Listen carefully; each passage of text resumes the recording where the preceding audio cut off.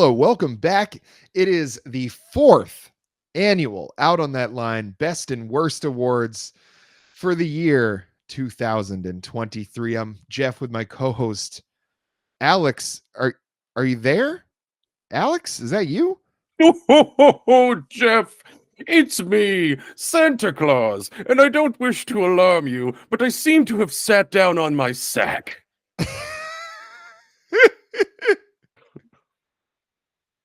That happens to the best of us, Santa. I'm really sorry to hear that, but hopefully you can make it through this episode. What do you think?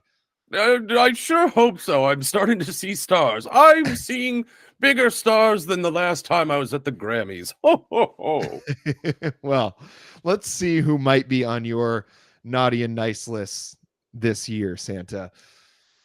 Now, as we always do, we always have, we'll pick our categories, and we'll do your general kind of award show type categories: best album, best artist, best song, that sort of thing.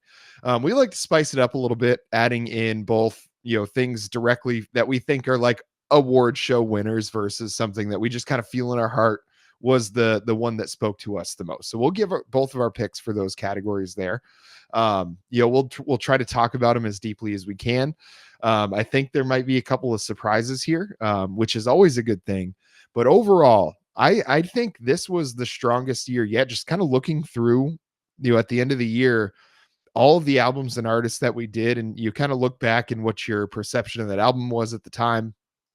And honestly, I was looking through, and you had SZA, you had Jason Isbell, you had Margot Price this year, you had the new Olivia Rodrigo, you had Doja Cat, you had so many new Tyler Childers, Zach Bryan. You had so many very good albums that came out this year. Honestly, I feel like I had my hardest time choosing the actual winners of these categories because I feel like there was just sort of an embarrassment of riches this year. And some of them were just an embarrassment. Mm-hmm. But there was, I think there are going to be more than one juicy surprise. Some special stocking stuffers here on the show. Some things you didn't see coming. They're going to hit you out of left field. But yeah, this is probably, I think I say this every year since the first one. This is one of my favorite episodes to do, maybe my total favorite. I'm excited. I've logged some interesting picks. I guarantee you have as well. So should we just dive right in? Yeah, do you want to go like bottom up as far as Bottom the up, baby. importance of, okay. You know Yeah, how Santa rolls. It's always, it's how Santa and the elves get down. That's for sure. Mm-hmm. So we'll start out. So a couple of categories. I don't know if we did this one the first year, but it's been a consistent one now. We have both breakout artist and con artist of the year. So I'll go ahead and start. I'm going to start with my con artist of the year. And I think, to nobody's surprise, she's always going to take home an award at the Liney's, and it's going to be Taylor Swift. Now, as far as music goes, I don't know, has she released anything like new this year album wise, or is it just more of the reissue stuff that she's been doing? Yeah, more of the reissue stuff that she's been doing. So the reissue stuff is about the only thing that I don't feel like she should be criticized for, because like, get your money, whatever. If you wrote the stuff and it's yours, like, get your money. But just the absolute insane fever pitch that like Taylor Swift mania has taken this year is really just upsetting. There's so many artists, even within that same genre, that are just better, that write in a better perspective, in a perspective that I think lends you to think outside of yourself a little bit. I feel like so much of the music and so much of the mentality behind this is like, live my best life. And oftentimes what that means is it doesn't matter what everybody else's best life is as long as I'm living mine. And I saw that really just that elevate itself this year, with her association with the NFL. She's just everywhere. And I think there's obviously a lot of people that are going to disagree with me. She's sold a lot of albums and people are buying those tickets. So I understand I'm going to get a lot of probably backlash for this, but overall, have to say, I do not see what the appeal is at this level. I do not see why it's an entire personality trait that people take on. And I'd really just appreciate seeing the end of it, hopefully, and not have to talk about this next year. Well, let's hope that the Chiefs don't win the Super Bowl, Jeffrey. I think the chances are good that they won't this year. Thank Christ. And keep him in Christmas while you're at it. Um, I the thing is, you talk about like levels of appeal, and that's exactly my point. I put it to girlfriend of the pod thusly: Taylor Swift. She once said Taylor Swift speaks to the 16-year-old girl in every woman. Mhm. And I believe that that's probably true. But I also think that's not a feat. That's not an accomplishment. And I put it to her thusly: it's great that you can all relate to her, but that's what we call the lowest common denominator. A freak like Elvis Costello appeals to a very limited group of people with a very specific life experience. We need that. You don't need Taylor Swift to feel seen. We need people like Elvis Costello. We need people like my breakout artist of the year. I fucked up and should have done my con artist. We're just going to go to my breakout artist. And when we'll loop back, we'll do-si-do a little bit on this category. Don't worry about it. It's the best and worst of the year as much as it is the best and the worst of your hosts. My breakout artist, the rich man north of Richmond himself, Oliver Anthony. Oh, this is like a Time Person of the Year kind of thing, huh? 100%. If Hitler can be Time Person of the Year, Oliver Anthony can be my breakout artist, because he truly does fit the parameters. He broke out in a big way this year. That video has like 104 million views on YouTube. Yeah, insane numbers that song did. And just again, you want to talk about the lowest common denominator. He contradicted himself within that song so many times, and the idea, I think, was just this is going to appeal to everybody, and it certainly did. And you know, I have to say, the song itself in a vacuum is good, and he's good. It's just when you hit, for me, the fudge rounds part was really the turning point.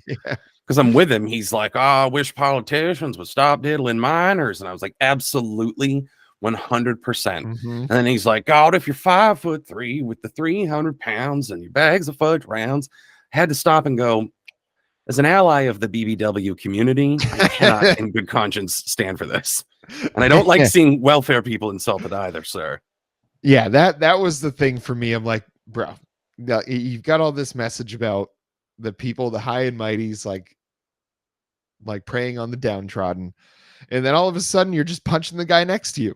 It's like, come on, man. You know, it's that solidarity is what you're trying to create, and then you drop that line. It's like, okay, you don't really care about solidarity. You're just throwing fists, and you don't care where they go. Yeah, you're just beating up on the fatties. What are you, Lizzo? With her weird show, Gangway Fat Ass, or whatever it was called. Oh yeah, I mean, she could have probably been Con Artist of the Year this year too. I hadn't even honestly thought of her. I seriously considered it, but who I wound up picking for my Con Artist was Jason Aldean and the Right Wing Outrage Peddlers. Which would be an amazing band name for some kind of shitty lineup.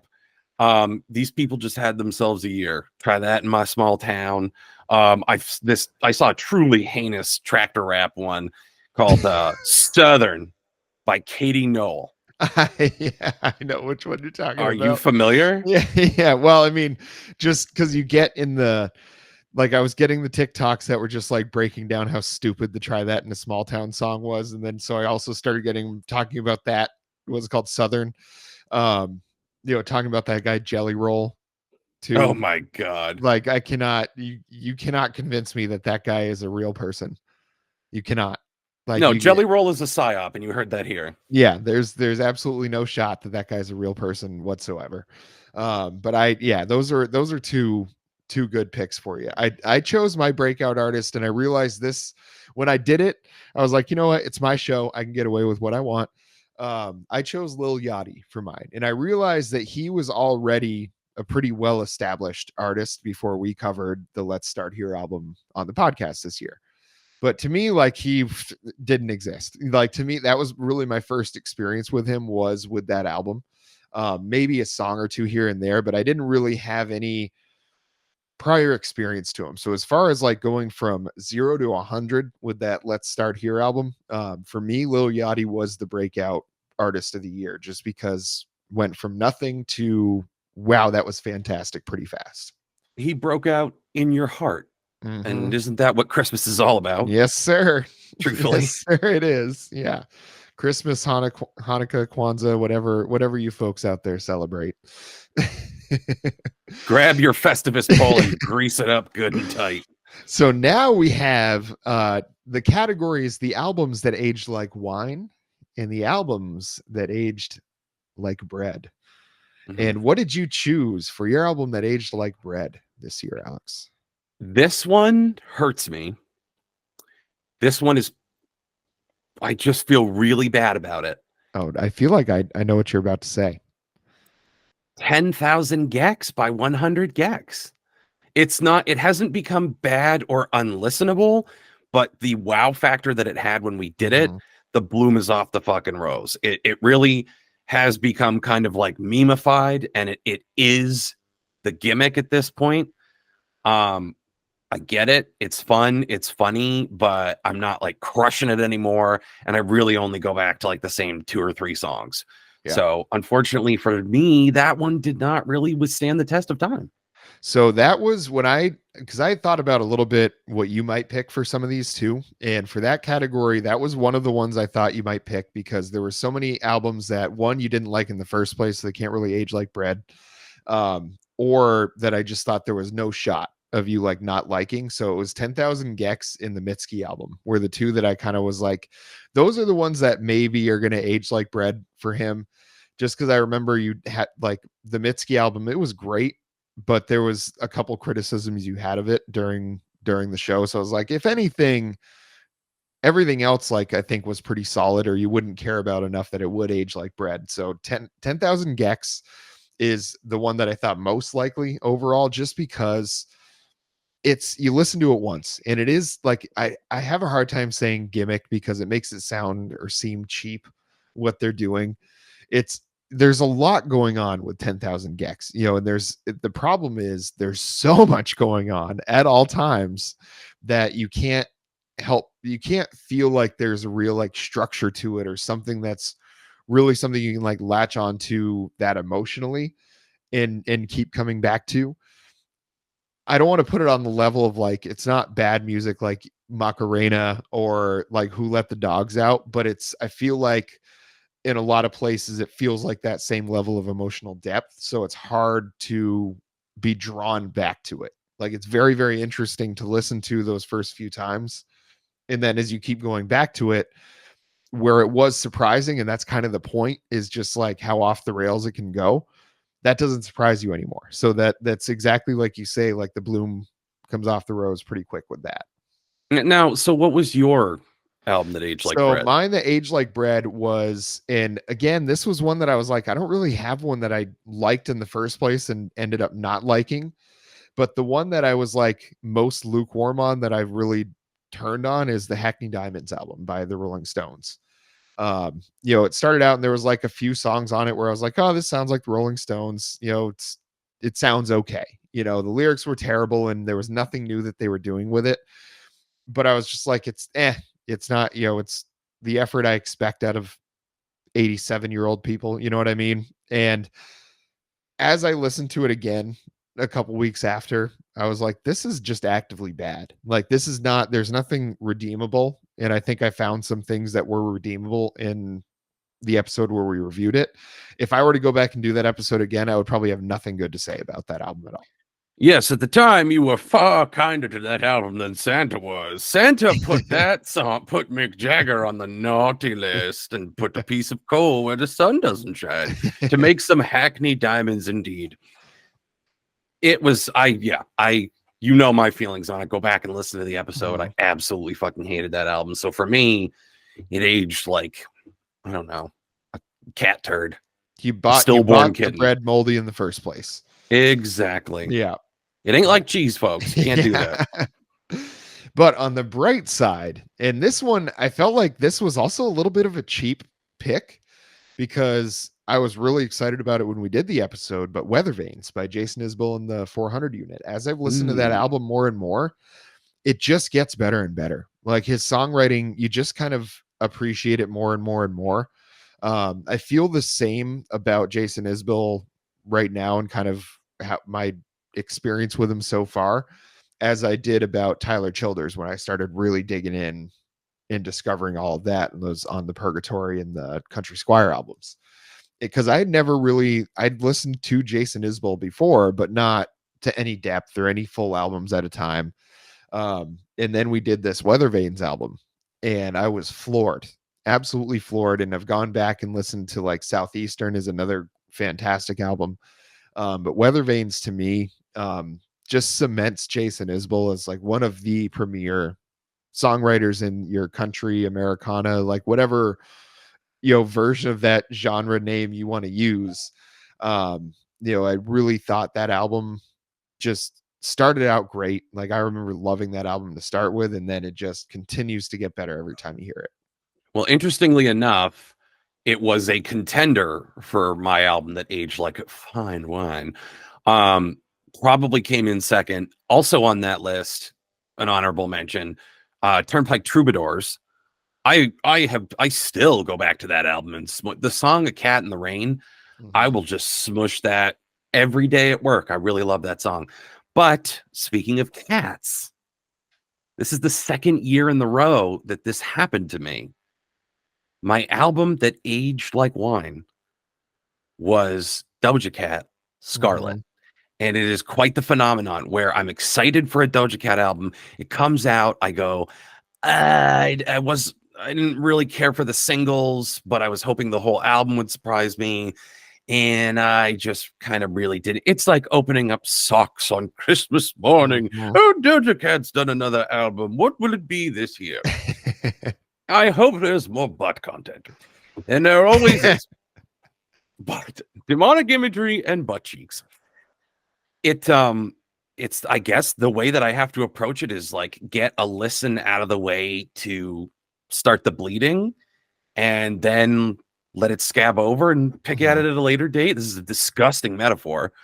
And comparing her music to a scab or Doja Cat to a scab, but it really did kind of require me just kind of getting that practice one out and then going back to this album. I'm really enjoying it. I'm seeing so much stuff I didn't see the first time. So Doja Cat, the cat, coming in for the second year in a row.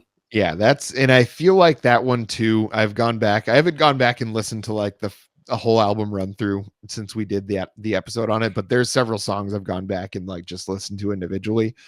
And I feel like the music needs people like Doja Cat. Every genre of music needs somebody like that. That's just that kind of their brain doesn't seem to connect the same way everybody else's does, and for better and worse sometimes, but when they hit, they really hit, and I think it's like Prince released a lot of junk, but when he hit, it was magic. And I feel like you need people like that in the industry to continue to kind of just like, if those walls start getting too solid, you start getting into trouble. That's when you end up with like the Backstreet Boys and NSYNC, and you end up with like just bubblegum pop 15 bands from the same house. You know what I mean? It's just, that's where you end up with problems like that. You need folks like the Cat to start pushing those walls out. Absolutely. And if there's one thing the Cat loves, it's having her walls pushed out. Well, Alex, what was your biggest disappointment this year? Wait, I'm sorry, real quick. Did you do your fine wine? Oh, you did. Yes. Yeah. Very good. Very good. If you rewind about 3 minutes, you'll hear me talk about Jason Isbell. Spectacular. Yes. Santa's all aboard. So I'm sorry, biggest surprise? Let's start with biggest disappointment. Okay, I like ending the category groups on a high note, I like that. It's appropriate for this time of year. My biggest disappointment was Nicki Minaj, Pink Friday 2. I knew that was coming. Yeah, the wound is still fresh, a little recency bias sprinkled in there. Just not good. You can go hear my thoughts on it on the last episode. It's Bakery Fresh, youtube.com/c/out on that line, but you're already here. I couldn't find anything. My anger towards it grows just having to talk about it. So that's where I stand. I figured that was going to be your album that aged like wine. I was surprised when it wasn't. Toilet wine, maybe. That's a new category for next year. There we go. That aged like toilet wine. Well, my biggest disappointment in this one could cause some interhost controversy here, and it's going to be the Chris Stapleton album Higher. And I will always remember how excited I was to listen to new Chris Stapleton, and then how disappointed I was to realize that I've heard all that Chris Stapleton before. And I think that was my biggest issue with that album, is where you get someone like a Doja Cat. That's what makes her great and bad sometimes, is at least she's trying something new. It's like Chris Stapleton can crank this out till the day he becomes one with the earth. And there's going to be plenty of people that buy it. And is that a reason why he should? I guess depends on your perspective, but I felt like this album was pretty weak, especially compared to some. I mean, the From a Room albums are so good. Traveler is such a fantastic album, and Traveler was like a bulky album. I mean, that was, I think, 18 or 19 songs on that album. I mean, there was a lot on there. From a Room was 2 albums, so he's not shy about releasing a lot of content and showing that he's like very good at doing it. Starting Over started to get tip at the scales a little bit towards like, okay, we've seen this rabbit pulled out of this hat before. Can we get a little something new? And then the Higher album came out and just put that final nail in the coffin that kind of maybe that's all he's got in the bag. Well, I don't think that's a controversial pick at this point, because I think it's a valid criticism that, WYSIWYG, what you see is what you get. And that's kind of what you're getting out of Stapleton. I think his voice is getting better and better and better with every album. Mhm. I heard him singing on some track the other day. I wish I could remember the artist name. It was dope. And he just sounded amazing. He was just cranking on some soul. So the voice is getting better.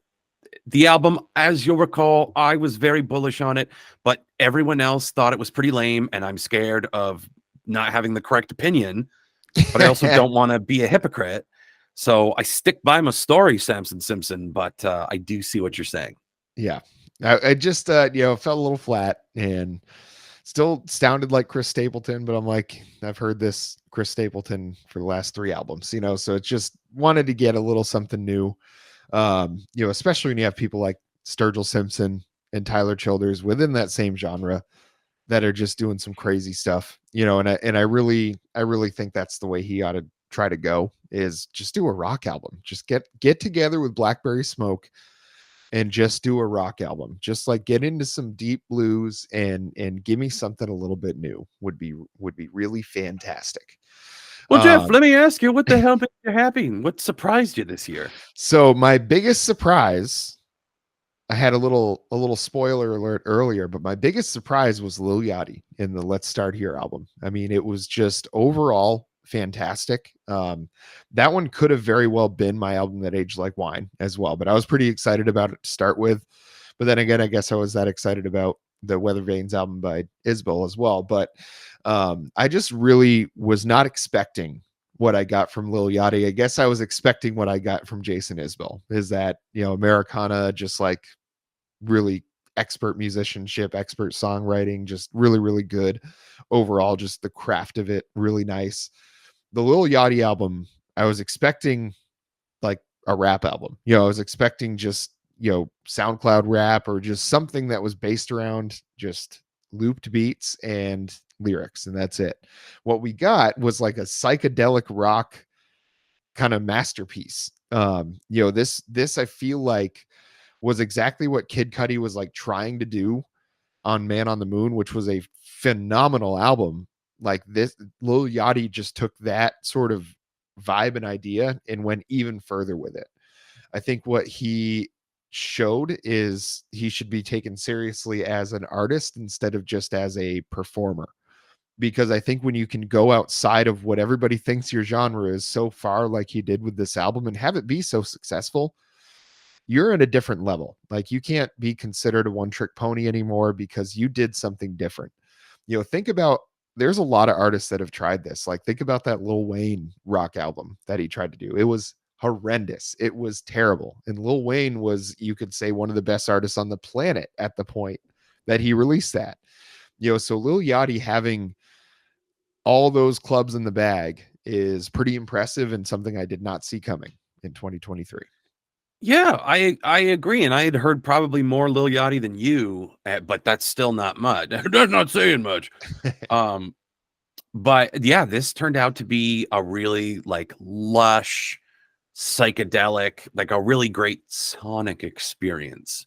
You know what I mean? Like that was really, you can tell when something like that is designed to be that way. There's the, Mhm. Zach Bryan singer songwriter approach to it. And then there's Lil Yachty, which is like the sound has to be interesting and different and it has to be there Mhm. or I'm not interested in it. So I also really enjoyed that album. Um, to that end, in a very similar way, my biggest surprise was Kali Uchis Red Moon and Venus. Mhm. I had listened to Isolation. I really like that album. I did not listen to her entirely Spanish language album, but now that I've done some Duolingo for the last year, I'm ready to tackle it. Um, and I did that album much in the same way as Lil Yachty was just like a very like unexpected, lush, Mhm. sonic, psychedelic experience. I'm a huge sucker for that kind of shit. Mhm. So Santa fell hook, line, and sinker Yeah. for Kali Uchis. And I think we're gonna have those sort of compliments. You're gonna start to see me paying as we get into the best album, best artist of the year here. So we're gonna start moving along. We're gonna move it to the best and worst songs of the year. Now, this one we usually do, a head pick and a heart pick. I've got both a head pick and a heart pick for my best song. I've only got one song for worst song. There's only one that deserved the moniker of the worst to ever do it this year, and it was Cowgirl by Nicki Minaj from Pink Friday 2. Ooh, let me That tell you, one, it's the it one I was love the stinky. most, and it was bad. Yeah, that one was stinky. Yeah. I mean, we had very different opinions about that album as a whole, but I will say, even on an album that I overall liked, that song was awful. Oh yeah, it was a bag of dog shit. Um, and the thing is, I can do you one better, but this ultimately isn't my pick. Try That in a Small Town is objectively a garbage dog shit Yeah. song. And everybody who's like, if you ever, there's dumbasses who are like, you really listen to the message of the song though. And I'm like, I understand. You all hate Gavin Newsom. It makes sense. He's lame as fuck. I Mhm. get it. But you can't build an entire genre around it. But it's still not my pick for worst song. I'm going with a curveball. I'm going with something we never discussed on the show, but something that is deeply disturbing to me, but also very fascinating. And it is the song Toxic Gossip Train by Colleen Ballinger, which was that acoustic stat rape ukulele anthem that's more of a Oh, like defense testimony than it is an apology video, you know? yes, that was the girl. She was like preying on her fans or something, right? Yes. How Yeah. old is 15 really? In Judaism, you're a man at 13. Like, I try that in a small town. You know what I'm saying? Yikes. It was bad, Okay. dude. Oh man, so they were, I'm sure, did she have people run out and be like, "You can't cancel her. Freedom of speech." The thing is, I'm sure there were, but the overwhelming majority Yeah. of people that I saw were like, you can't offer to mail your soiled underwear to your 13-year-old male fans. No. You can absolutely send them to the 33-year-old ones. They'll be grateful. They'll pay you for it. This kid doesn't even have a paper route, and it's wrong. You just shouldn't do it. No. You shouldn't do it. I think that's totally weird. I think the thing she got famous for is obnoxious. It's this like musical theater character with lipstick smeared all over. Just one of those cringe, awkward things. Mhm. Not funny. Got really big off of that. And then is like, all the like aging male rock stars date like inappropriately young fans. But I'm going to show them that anything men can do, women can do 10 times as well. Backwards and in heels, baby. Yeah, that was really bad. I had no idea who she was. Had never seen anything about her, even with us being very active and luminaries on YouTube. Had no idea who she was until that story broke. And so I think I got like a TikTok of, it was like a Reddit recap kind of thing. And it was just like going through all these things that she had done and said, and like all these dots that people connected when she kind of started going down for all the stuff that she did. And it's funny that they're, the folks that are going to jump out and say like, oh, you can't cancel her, you can't do that, you can't take her career away for stuff she said, freedom of speech, blah blah blah, whatever. She's the one talking about how like dating young kids is okay, and they're like, oh, drag queens are the problem. She's Yeah. okay, drag queens are the problem. So it's just like, it just goes, she exposes a larger truth, which I think makes her even worse, and probably makes that song even worse. Yeah, she's gonna make a man out of these boys, as opposed to Yeah. the drag queens who will make a lady out of these boys. Yeah. God forbid they learn some empathy and rhythm, God forbid God they forbid. discover themselves.